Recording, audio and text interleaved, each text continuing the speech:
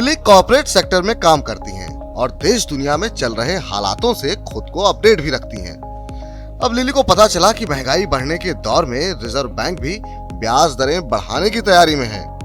America के केंद्रीय bank fade ने तो ब्याज दरें बढ़ा भी दी हैं। अब लिली इस चक्कर में फंसी है कि इंटरेस्ट रेट बढ़ने से उन्हें फायदा होगा या नुकसान। भाई ब्याज दरें बढ़ेंगी तो कर्ज भले ही महंगा हो, लेकिन जमा पर भी कमाई बढ़ेगी। लेकिन लिली के लिए एक और मसला भी है और वो है शेयर। उनके शेयरों पर क्या असर होगा, माने वे खुश हो या परेशान। लिली की फिक्र वाजिब है और उनके जैसे तमाम लोग हैं जो इंटरेस्ट रेट के इस चक्कर को समझना चाहते हैं। तो चलिए इस गुत्थी को सुलझाते हैं। लिली के लिए सबसे पहले इंटरेस्ट रेट साइकिल को जानना जरूरी है, यानी कब ब्याज दरों के नीचे जाने का दौर शुरू होता है और कब ऊपर चढ़ने का। जानना यह भी जरूरी है कि फिलहाल हम किस साइकिल में एंट्री कर रहे हैं। तो मसला यह है कि कोविड के बाद के हालात और रूस यूक्रेन जंग ने महंगाई के एक्सीलेटर पर पैर दबा दिया है। अमेरिका में महंगाई 40 साल के रिकॉर्ड पर चली गई है। कच्चे तेल से लेकर खाने का तेल तक सब कुछ महंगा हो रहा है। अमेरिकी फेड रिजर्व ने भी दरें बढ़ा दी हैं और आगे भी कई राउंड में रेट्स बढ़ने वाले हैं। इससे दुनिया भर में खलबली मची हुई है। भारत में भी रेट्स बढ़ने की पूरी आशंका है। आरबीआई आधे से पौने फीसदी तक दरें बढ़ा सकता है, यानी ब्याज दरों का साइकिल पलट रहा है और हम ऊंचे रेट्स के दौर में एंट्री कर रहे हैं। अब बात आई कि लिली के शेयरों का क्या होगा। ब्याज दरें और बाजार दोनों में करीबी रिश्ता होता है।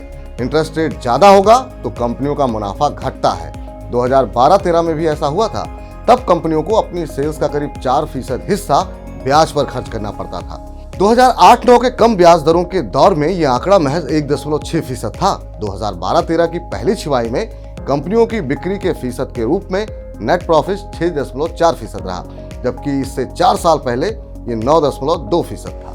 तेजी मंदी के संस्थापक एवं CIO वैभव अग्रवाल कहते हैं कि जब भी अमेरिकी फेडरल रिजर्व बॉन्ड खरीद प्रोग्राम में कटौती करने के साथ रेट बढ़ाता है तो दुनिया भर के बाजारों पर प्रेशर बढ़ जाता है। हालांकि गुजरे वक्त में ऐसा भी देखा गया है कि जब केंद्रीय बैंकों ने ब्याज दरें बढ़ानी शुरू की हैं तो बाजारों में काफी तेजी आई है।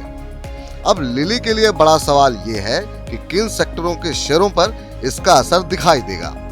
पहली बात, ब्याज दरें बढ़ेंगी तो कोई भी सेक्टर इससे अछूता नहीं रहेगा, लेकिन सभी पर एक जैसा असर नहीं होगा, यानी कहीं कम होगा कहीं ज्यादा।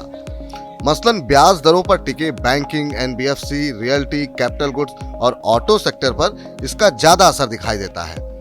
दूसरी तरफ FMCG सेक्टर पर सबसे कम असर दिखाई देता है।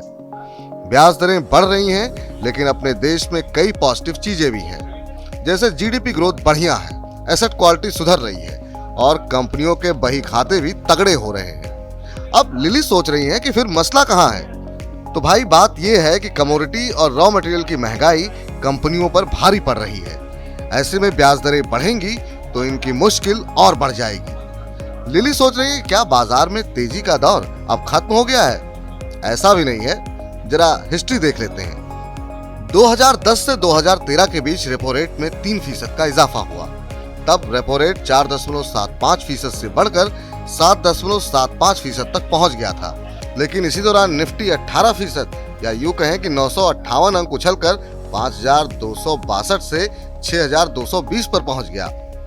लिली के दिमाग में तस्वीर अब एकदम क्लियर हो गई है और ब्याज दरों को लेकर उनका डर भी खत्म हो गया है। मनी 9 की सलाह, ब्याज दरों की साइकिल में बदलाव देखते हुए समझदारी यही है कि पोर्टफोलियो में बदलाव किए जाएं। निवेशकों को ऐसी कंपनियों में पैसा लगाना चाहिए जो अपनी मार्जिन बचा सकें। फॉर्मूला गुरु में देखिए कि इंटरेस्ट रेट कवरेज रेशियो से किस तरह किसी कंपनी के कर्ज के हालात का पता लगता है।